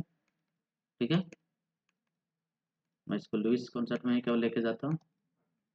आप इसका क्या होगा, एक इलेक्ट्रॉन से एक इलेक्ट्रॉन शेयर करके एक सिंगल बॉन्ड बनाएगा, इसका एक इलेक्ट्रॉन से एक इलेक्ट्रॉन से शेयर करके क्या करेगा, सिंगल बॉन्ड बनाएगा, इसका एक इलेक्ट्रॉन से एक इलेक्ट्रॉन से शेयर करके सिंगल बॉन्ड बनाएगा। तब जो टोटल इलेक्ट्रॉन्स यदि है इस ब्रोमीन में, तो टोटल इलेक्ट्रॉन्स कितने हो गए, 6 हो गए। ठीक है, टोटल इलेक्ट्रॉन्स इसमें कितने हैं, 6 इलेक्ट्रॉन है। और आप आफ्टर टूल के अकॉर्डिंग कितना होना चाहिए था, 8 इलेक्ट्रॉन्स होना चाहिए था। तो ये क्या है, इलेक्ट्रॉन डेफिशिएंट मॉलिक्यूल्स। यदि इलेक्ट्रॉन डेफिशिएंट मॉलिक्यूल्स है मतलब क्या होगा, लुईस एसिड होगा। साथ ही यदि इसका इलेक्ट्रॉनिक कंसन आप करेंगे तो वहाँ पे आप पाएंगे कि क्या है कि इस ब्रोमीन के पास क्या है, एक पी और वाइटल्स क्या हो गया, क्योंकि 6 इलेक्ट्रॉन्स ही है, 2s2 2p, और यहाँ आएगा वैलेंस शेल में। तो यहाँ पे एक और वाइटल क्या है, प्योर वाइटल वैकेंट है, तो यहाँ पे इलेक्ट्रॉन्स आके जुड़ सकता है, इसलिए इसको हम लोग क्या बोलेंगे, ये BF3 जो है वो मेरा क्या है, लुईस एसिड होगा। इसलिए ऑप्शन क्या होगा, 3। जिनको कंफ्यूजन होगा कि बाकी ऑप्शन क्यों नहीं होगा, तो यहाँ पे NH3 लिखा हुआ है और N के पास 5 इलेक्ट्रॉन बैलेंस होता है, तो इसके पास लोन पेयर इलेक्ट्रॉन है, देने वाला है। इसके पास भी ऑक्सीजन है, नेगेटिव आयन वाला भी है, तो इलेक्ट्रॉन डेंसिटी ज़्यादा ही है, तो ये भी देने वाला है। NH4 प्लस हो गया तो इसमें वैकेंट और वाइटल नहीं है। ठीक है, तो ये मेरा क्या हो जाएगा, Lewis acid BF3, option number 3। Next question की ओर चलता हूँ। Question number 21, the pH of a 10 का power -10 m NaOH solution is. Maximum बच्चे इसमें कंफ्यूज करते हैं और गलत आंसर को टिक करते हैं। यहाँ पे यदि 10⁻10 मोलर NaOH सॉल्यूशन का निकालना है पीएच वैल्यू, नियरेस्ट वैल्यू निकालना है। ठीक है, नियरेस्ट वैल्यू मीन्स कैलकुलेशन में थोड़ा बहुत जो पॉइंट में डाटा वगैरह आएगा उसको हम लोग नेगलेक्ट कर सकते हैं। तो यहाँ पे क्या हम लोग देख पा रहे हैं कि 10⁻10 m है, तो ये क्या हो जाएगा, वेरी डाइल्यूट सॉल्यूशन होगा, कंसंट्रेशन बहुत लो है। ठीक है, वेरी डाइल्यूट सॉल्यूशन है। यदि ये वेरी डाइल्यूट सॉल्यूशन है तो इसमें क्या करना होगा, आपको वाटर को भी कंसीडर करना होगा। क्या करना होगा, क्योंकि इसमें वाटर भी कंसीडर होगा। ठीक है, वेरी डाइल्यूट सॉल्यूशन है, कंसंट्रेशन बहुत लो है, इसलिए वाटर को भी कंसीडर करना होगा। तो आपके पास 10⁻10 मोलर NaOH सॉल्यूशन है, तो इससे आपका OH माइनस का कंसंट्रेशन निकल जाएगा, और साथ ही आपको क्या करना होगा कि वाटर में जो OH माइनस होगा इसका भी कंसंट्रेशन को लेना होगा। ठीक है, तो जो टोटल कंसंट्रेशन अब होगा OH माइनस का, वो कितना हो जाएगा, OH माइनस का कंसंट्रेशन टोटल, तो क्या हो जाएगा, OH माइनस का कंसंट्रेशन किसका, NaOH से, और साथ ही क्या होगा, OH माइनस कंसंट्रेशन किसका, वाटर से। तो आपको ऑप्शन में दिया हुआ है OH माइनस NaOH में कंसंट्रेशन कितना है, 10⁻10 m, प्लस OH माइनस का कंसंट्रेशन वाटर में कितना होगा, तो वाटर को यदि आप डिसोशिएट किए करेंगे तो वाटर को डिसोशिएट करने से क्या होगा, H प्लस और OH माइनस में ब्रेक आउट डाउन होता है फर्स्ट में, यदि हम लोग देखें तो। ठीक है, रिवर्सिबल साइन देखें, H प्लस और OH माइनस, तो 10⁻⁻7 होता है। ठीक है, ये ध्यान रखेंगे। तो ये हो गया, आप इसको क्या करेंगे, कैलकुलेट करके टोटल कंसंट्रेशन निकाल लेंगे OH माइनस का, और लास्ट में फिर पीएच का वैल्यू निकाल लेंगे। तो ये क्या होगा, 10⁻⁻7 और 10⁻10 है, तो क्या कॉमन आएगा, 10⁻7। यहाँ पे कितना बचेगा, 10⁻3 प्लस 1, क्या हो जाएगा, 10⁻7। ये 10⁻3 को क्या लिख सकते हैं, 0.001, और प्लस क्या है 1, क्या हो जाएगा, 10⁻7 इंटू, इसको ऐड करेंगे तो क्या होगा 1.001, और यदि इसको मल्टीप्लाई करेंगे तो 1 पॉइंट के बाद क्या है, 001 है, बहुत ही छोटा है, तो आप इसको क्या करेंगे, यहाँ पे नेगलेक्ट करेंगे। यदि नियरेस्ट नहीं लिखा होता तो ओवरऑल पूरा का कैलकुलेट करते हैं, लेकिन यदि यहाँ पे नियरेस्ट लिखा हुआ है इसलिए हम लोग क्या करेंगे, इसको 10⁻⁻7 लिखेंगे। किसका कंसंट्रेशन आ गया है? OH minus total. ठीक है, अब यहाँ से हम लोग को क्या निकल जाएगा? POH, क्योंकि OH माइनस का कंसंट्रेशन निकाल लिया हो तो हम लोग इजिली क्या निकाल सकते हैं? POH बराबर क्या होता है? Minus log concentration of OH minus. तो क्या हो जाएगा? माइनस लॉग OH माइनस का कंसंट्रेशन कितना है? 10⁻⁻7। ये माइनस हो गया, जो 10 का पावर में होता है फॉर्मूला में क्या होता है कि वो मल्टीप्लाई हो जाएगा और इंटू क्या बचेगा? लॉग 10। अब ये माइनस इंटू -7 क्या हो जाएगा? +7। और log 10 का वैल्यू कितना हो जाएगा? 1। मीन्स POH का वैल्यू कितना हो गया? 7। लेकिन आपके पास क्वेश्चन में POH नहीं पूछा है, आपके पास क्या पूछा है क्वेश्चन में? PH। तो कैसे निकालेंगे? POH निकल गया तो एक इक्वेशन आपको याद आ रहा होगा, PH प्लस POH बराबर कितना होता है? 14। तो यहाँ से हम लोग PH निकाल लेंगे। PH प्लस POH का वैल्यू 7 इज इक्वल टू 14। तो PH इज इक्वल टू कितना हो जाएगा? 14। ये +7 इधर आएगा, -7 बचेगा कितना? 7। तो इसका आंसर क्या हो जाएगा? 7, ना कि 10। 10 नहीं टिक करना है। ठीक है, तो क्या हो जाएगा? 7। 7 आपका कौन सा ऑप्शन में है? सेकेंड ऑप्शन में है, इसलिए ये आपका आंसर हो गया। यहीं से केवल 10⁻−10 को देख करके 10 नहीं टिक करना है, ये गलत हो जाएगा क्योंकि वेरी डाइल्यूट सॉल्यूशन है, इसलिए वाटर को कंसीडर करेंगे और वाटर में OH माइनस का कंसंट्रेशन को भी इसमें कंसीडर करना होगा। तो आपके पास ये कैलकुलेशन होगा और ये आपके पास आंसर होगा। नेक्स्ट क्वेश्चन की ओर चलता हूँ। The oxidation number of chlorine in ClO3- ion is. Oxidation number find करना है क्लोरीन का। यदि क्लोरीन का ऑक्सीडेशन नंबर को हम लोग कितना मान ले हैं? X मान ले हैं। कितना है? 3 ऑक्सीजन है। प्रत्येक ऑक्सीजन का स्टैंडर्ड में कितना होगा ऑक्सीडेशन स्टेट? -2 इक्वल टू पूरे आयंस पे कितने चार्ज है? -1। क्या आ जाएगा यहाँ पे? x +3 को -2 से मल्टीप्लाई करेंगे तो -6 इज इक्वल टू -1। क्या हो जाएगा? x इक्वल टू -1, -6 को इधर भेजेंगे तो +6। कितना बचेगा? 6 में से 1 जाएगा तो +5। ठीक है, तो आपके पास आंसर क्या होगा? +5। +5 किस में है? Option number 1। Option number 1 correct होगा। नेक्स्ट क्वेश्चन की ओर चलता हूँ। Question number 23, the oxidation process involve. Oxidation process में क्या इन्वॉल्व होगा? क्या इन्वॉल्व होगा ऑक्सीडेशन प्रोसेस में? ऑक्सीडेशन किसको बोलेंगे? Increase in oxidation number. ठीक है, तो इंक्रीज इन ऑक्सीडेशन नंबर किस में? Option number 1। तो ऑप्शन नंबर 1 क्या हो जाएगा? ऑक्सीडेशन। और डिक्रीज इन ऑक्सीडेशन नंबर क्या हो जाएगा? रिडक्शन। ठीक है, next question 24, in the reaction CuO plus H2 से बन रहा है Cu सॉलिड प्लस H2O। ये सब पूछता ऑक्सीडाइजिंग एजेंट कौन है? ऑक्सीडाइजिंग एजेंट को क्या काम होता है? दूसरे को ऑक्सीडाइज करना, और इट सेल्फ को क्या होगा? रिड्यूस होगा। तो यहाँ पे हम लोग देखेंगे कि कौन रिड्यूस हो रहा है। जो रिड्यूस होगा वो दूसरे को ऑक्सीडाइज करेगा और उसको हम लोग क्या बोलेंगे? Oxidising agent. तो आप यहाँ पे क्या करेंगे? निकाल लेंगे इसका ऑक्सीडेशन स्टेट। इसका ऑक्सीडेशन स्टेट कितना हो जाएगा? कॉपर ऑक्साइड है तो कॉपर पे कितना है यहाँ पे? +2। ठीक है, यहाँ पे हाइड्रोजन कितना है? 0 एलिमेंटल स्टेट में। यहाँ पे कॉपर सॉलिड है, एलिमेंटल स्टेट में है तो 0। यहाँ पे H2O है तो हाइड्रोजन का कितना हो जाएगा? +1। दोनों जगह पे ऑक्सीजन -2 है, इसलिए उसको कंसीडर नहीं कर रहा हूँ। तो क्या देख रहे हैं हम लोग कि ये +2 है और +2 से क्या जा रहा है? 0। मीन्स क्या हो रहा है? Decrease in oxidation number. यदि ऑक्सीडेशन नंबर डिक्रीज हो रहा है मीन्स क्या हो गया? रिडक्शन। यदि ये रिडक्शन इसका हो रहा है और यहाँ देखें H2 0 है, 0 से क्या हो रहा है? H2। तो ये क्या हो रहा है? ऑक्सीडेशन। यहाँ पे यदि हम लोग देखें तो इसका ऑक्सीडेशन हो रहा है। ठीक है, तो ये रिडक्शन इसका हुआ मीन्स ये क्या हो गया? Oxidising agent.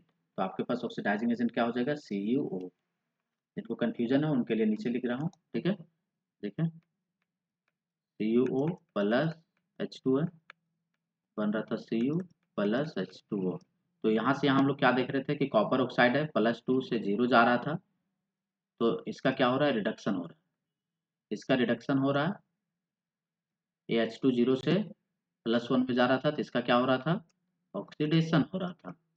तो इसका ऑक्सीडेशन हुआ तो ऑक्सीडेशन इसका हुआ कैसे? किसके प्रेजेंस में हुआ? तो CuO के प्रेजेंस में। ठीक है, इसलिए CuO मेरा क्या हो जाएगा? ऑक्सीडाइजिंग एजेंट हो जाएगा। इसलिए ऑप्शन आपका क्या हो जाएगा? आंसर 1।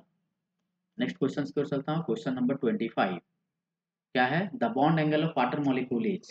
आप पढ़े होंगे कि बॉन्ड एंगल कितना होता है वाटर मॉलिक्यूल्स में, इस तरह का आपके पास sp3 हाइब्रिडाइजेशन होता है और दो दो लोन पेयर होता है, ठीक है। बेन टाइप का शेप, एंगुलर टाइप का शेप नजर आएगा। ये बॉन्ड एंगल कितने के इक्वल होता है, 104.5 डिग्री। आंसर क्या होगा, 2। नेक्स्ट चलता हूँ, क्या है the molecular formula of quick lime. Quick lime का मोलिकुलर फार्मूला क्या होगा, बिना बुझा हुआ चुनना, क्या बोलते हैं इसको, कैल्शियम ऑक्साइड। इसलिए ऑप्शन क्या हो जाएगा, 4। नेक्स्ट क्वेश्चन चलता हूँ, all the S block elements in the periodic table are placed in. S block elements कहाँ पे हैं, पूरा पीरियोडिक टेबल का लेफ्ट साइड वाले में है। कौन कौन से ग्रुप हैं, ग्रुप 1 और ग्रुप 2। इसलिए आंसर क्या हो जाएगा, ग्रुप 1 एंड ग्रुप 2, ठीक है। नेक्स्ट है, the nature of an aqueous solution of borax is. Borax का एक्वस सॉल्यूशन का कैसा नेचर होगा, तो बोरेक्स का फॉर्मूला क्या होता है, कभी कभी ये भी आपसे पूछा जा सकता है कि बोरेक्स का फॉर्मूला क्या होगा, Na2B4O7 इंटू क्या होगा 10H2O। ये आपके पास क्या है, बोरेक्स का केमिकल फॉर्मूला है। इसका एक्वस सॉल्यूशन कैसा होगा, किस नेचर का होता है, तो जनरली क्या होगा इसमें पे B4O7 है, तो यहाँ पे OH का होल 4 होता है, मीन्स हाइड्रोक्साइड नजर आएगा आपको, ठीक है। तो ये आपके पास क्या होगा, बेसिक इन नेचर होगा, इसलिए ऑप्शन क्या हो जाएगा, 3। नेक्स्ट क्वेश्चन है question number 29, which of the following is an ore of aluminium. Aluminium का कौन सा ओर है, तो एल्युमिनियम का आपने और में पढ़े होंगे बॉक्साइट के बारे में, Al2O3 2H2O, ठीक है।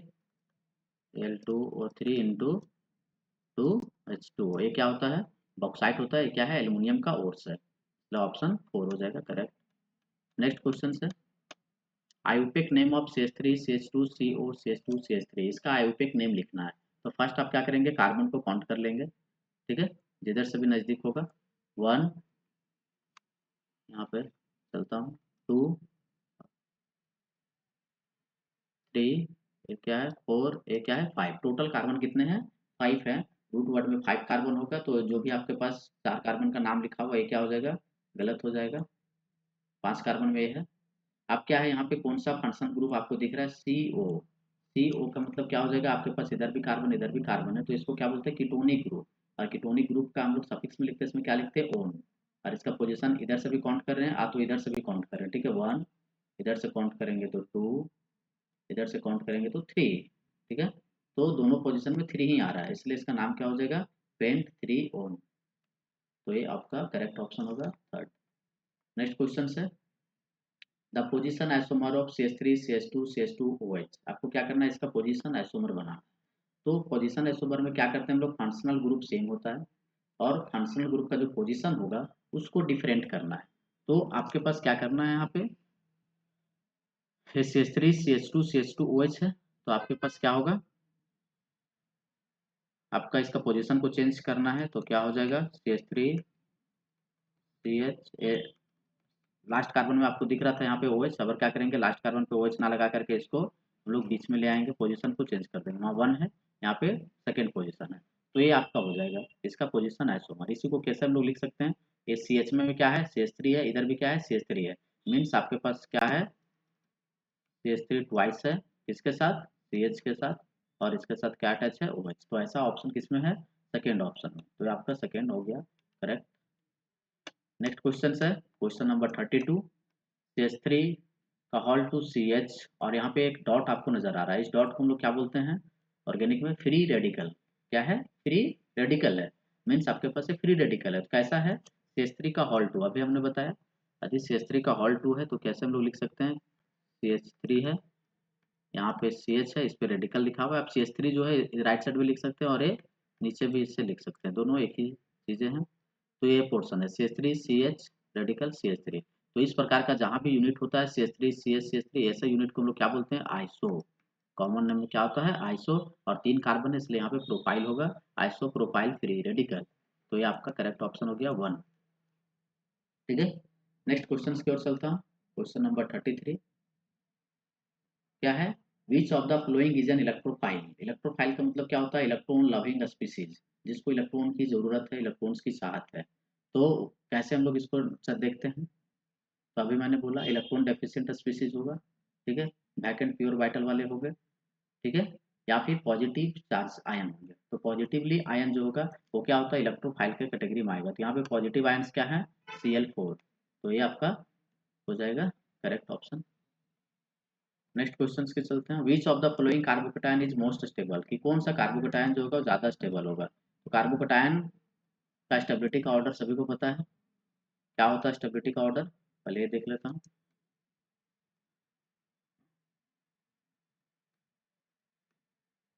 स्टेबिलिटी का यदि ऑर्डर बात करें हम लोग, stability of carbocation means carbon पे प्लस क्या होता है, 1 डिग्री से ज़्यादा स्टेबल क्या होगा 2 डिग्री, 2 डिग्री से ज़्यादा स्टेबल क्या होगा 3 डिग्री। दूसरा हम लोग क्या देखते हैं, डायरेक्टली प्रोपोर्शनल होता है किसका, नंबर ऑफ अल्फा हाइड्रोजन का, ठीक है। अल्फा हाइड्रोजन आइटम जितना ज़्यादा होगा उसमें हाइपर कंजुगेशन उतना ज़्यादा और वो स्टेबल ज़्यादा होगा। तो यहाँ पे हम लोग क्या करेंगे, 1 डिग्री 2 डिग्री भी यदि आप डिफ्रेंशिएट कर लेते हो सही है।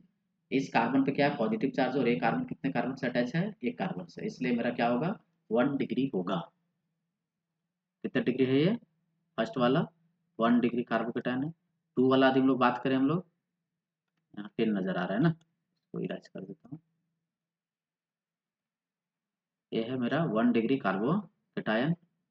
यदि इसमें देखें तो क्या है, एक कार्बन जो इस पे प्लस चार्ज है वो कार्बन कितने कार्बन से अटैच होगा, CH3 का होल 3 है। यदि जिसमें कंफ्यूजन होगा तो इसको क्या करेंगे आप ओपन स्ट्रक्चर में भी लिख सकते हैं। यदि इसका ओपन स्ट्रक्चर में लिखेंगे तो क्या होगा, एक कार्बन है इस पे प्लस है, अब इसमें क्या बोल रहा है CH3 का होल थ्राइस है, मीन्स 3 CH3 इसके साथ अटैच है, ये CH3 इधर भी CH3 और इधर भी CH3 ऐसा है, ठीक है। तो इसमें क्या दिख रहा है, ये कार्बन जिसपे प्लस चार्ज हो 3 कार्बन से अटैच है और क्या है 3 डिग्री कार्बन कटायन है, इसलिए क्या हो गया 3 डिग्री। इस देखिए लास्ट वाले में क्या है, CH3 CH पे प्लस है और इधर CH2 CH3 मीन्स ये कार्बन जो है कितने कार्बन से अटैच है, इधर भी और इधर भी दो से, इसलिए क्या हो गया 2 डिग्री। ये वाला में कंफ्यूजन होती है जिसको होगा, ये भी क्या है मेरा 1 डिग्री है, क्योंकि ये कार्बन इस कार्बन से अटैच है। यदि इसमें देखेंगे तो सी के बाद CH3 का होल थ्राइस है, मतलब ये पहले हो गया और इसके बाद CH2 पे प्लस है, इसलिए ये भी 1 डिग्री होगा। तो ज़्यादा स्टेबल कौन सा होगा 3 डिग्री, ऑप्शन नंबर 2 करेक्ट होगा। नेक्स्ट ऑप्शन पे चले, इसका नाम पूछ रहा है, तो साइक्लिक स्ट्रक्चर है तो साइक्लो वर्ड आएगा। टोटल बेंट कार्बन कितने हैं यहाँ पे देखेंगे 6 है, काउंट कर लीजिए कहीं से भी स्टार्ट कीजिए आप, 1 2 3 4, जहाँ पे भी बेंट है वो कार्बन को रिप्रेजेंट कर रहा है 6। तो क्या हो जाएगा साइक्लो, 6 कार्बन से हेक्सेन है, सिंगल बॉन्डेड है, cyclo hexane. Option number 3 is correct answer. Next है IUPAC name of the products obtain by the ozonolysis of pent two ene. Pent two ene का क्या करना है, ओजोनोलिसिस करना है, और इसका प्रोडक्ट के बारे में पूछा जा रहा है कि कौन कौन सा प्रोडक्ट बनेगा। पहले क्या करेंगे, पेन टू इन का स्ट्रक्चर बनाएंगे और इसको ओजोनलाइज करवाएंगे। बहुत ही इजी क्वेश्चन है, थोड़ा डिफिकल्ट जिनको लग रहा होगा। तो आपको क्या करना है, पेन टू इन है मीन्स कितना है 5 कार्बन का है, 5 कार्बन का बनाएंगे। सेकेंड कार्बन पे क्या करना है, डबल बॉन्ड है। पेन टू इनका पहले क्या करेंगे आप स्ट्रक्चर को बनाएंगे। यदि आप इसको ओजोनोलिसिस करवाते हैं तो प्रोडक्ट को कैसे हम लोग जानेंगे, आपको पता होगा कि प्रोडक्ट को फाइनल जो प्रोडक्ट होता है इसके लिए ट्रिक ये है, ओजोनोलिसिस आप कराएंगे तो क्या करना है कि जहाँ पे भी डबल बॉन्ड होगा उसको ब्रेक डाउन कीजिए और इसको 2 मॉलिक्यूल्स में डिवाइड कीजिए, और यहाँ पे क्या कीजिए इधर भी ऑक्सीजन ऐड कर दीजिए और इधर भी ऑक्सीजन ऐड कर दीजिए। करने का मतलब ये है आपके पास क्या है CH3 है, CH है, इधर क्या करेंगे ऑक्सीजन, एक मॉलिक्यूल्स हो गया। दूसरा क्या होगा, ये हो गया CHO, ठीक है, CH है, एक ऑक्सीजन को इधर भी ऐड कर दिए। आगे क्या है इसमें CH2 और ये CH3, ये आपके पास प्रोडक्ट बन गया। अभी दोनों का क्या है नाम पूछा जा रहा है, ठीक है। जिनको कंफ्यूजन होगा, ऑक्सीजन को मैं बीच में ले गया तो कंफ्यूज कर रहे होंगे, तो ये आप ऑक्सीजन को बाद में भी लिख सकते हैं, ठीक है, CHO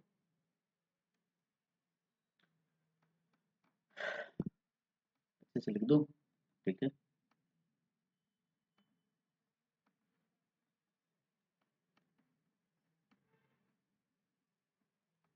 चलिए नाम बताइए तब तक, क्या हो जाएगा इसका नाम। ये 2 कार्बन का एल्डिहाइड है इसलिए इथेनल। ये कितने कार्बन का एल्डिहाइड है, 3 कार्बन का एल्डिहाइड है, तो क्या हो जाएगा प्रोपेनल। तो इथेनल और प्रोपेनल इसका आंसर होगा जो आपका ऑप्शन नंबर 1 में है, इथेनल एंड प्रोपेनल। चलिए नेक्स्ट है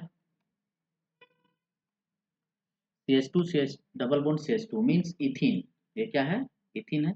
इथिन कैन बी प्रिपेयर्ड बाय, इथिन को किससे बनाया जा सकता है? तो methods of preparation of alkene में आपको बताया गया। अल्कोहल से हम लोग कैसे बनाते थे?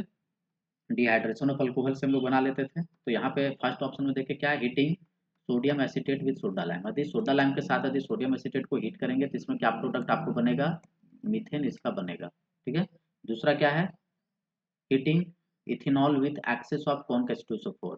यदि इथेनॉल को कौन का H2SO4 के साथ हम लोग हीट करेंगे तो क्या होता है? वाटर मॉलिक्यूल्स एलिमिनेट होता है, और वाटर मॉलिक्यूल्स को एलिमिनेट कर देंगे तो यहाँ पे क्या बन जाएगा? इथिन बन जाएगा। जनरली इसको हीट कितने टेम्परेचर पे हम लोग करते हैं? 443। कितने टेम्परेचर पे इसको हीट करना होगा? 443 केल्विन, 443 केल्विन पे हीट करने पे बनेगा। फिर electrolysis of aqueous solution of sodium acetate. Sodium acetate का इलेक्ट्रोलिसिस करेंगे तो इसमें जो प्रोडक्ट बनेगा वो क्या बनेगा? इथेन बन जाएगा। ठीक है। और ये treating calcium carbide with water, यदि कैल्शियम कार्बाइड को वाटर के साथ यदि हम लोग हीट करेंगे तो क्या बन जाएगा? एसिटिलीन बन जाएगा। तो आपका यहाँ पे करेक्ट ऑप्शन क्या है? इथिन पूछा जा रहा है, ऑप्शन नंबर 2। नेक्स्ट क्वेश्चन है, द कॉमन ऑर्थो एंड पारा डायरेक्टिंग ग्रुप इज। ऑर्थो पारा डायरेक्टिंग ग्रुप पूछा जा रहा है, तो आपको ध्यान दे देना है।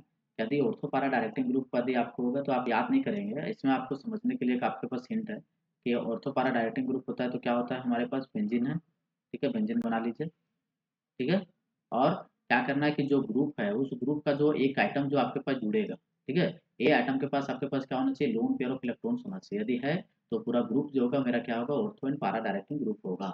तो यहाँ पे कार्बन है नहीं है, नाइट्रोजन है, तो NO2 है तो आपको लगेगा कि नाइट्रोजन पे तो होता है, बट इसका स्ट्रक्चर यदि आप बनाएंगे तो इस तरह का स्ट्रक्चर दिखेगा। ठीक है, यदि फॉर्मल चार्ज के साथ तो इस तरह से इसके पास लोन पेयर नहीं बचता है, ये कार्बन है नहीं है।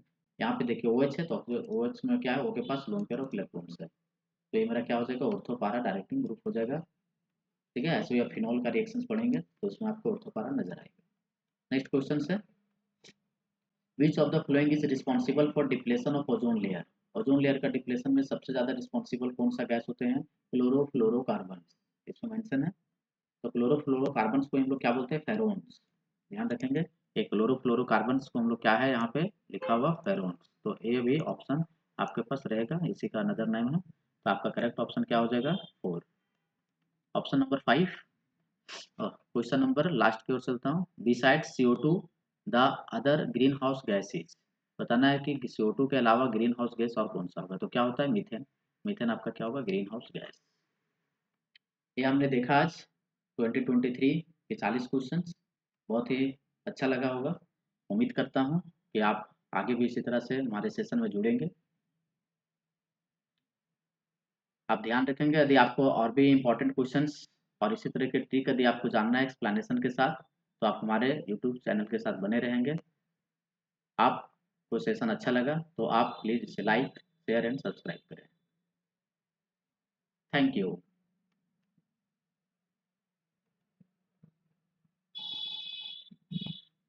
नेक्स्ट में मैं लेकर आऊँगा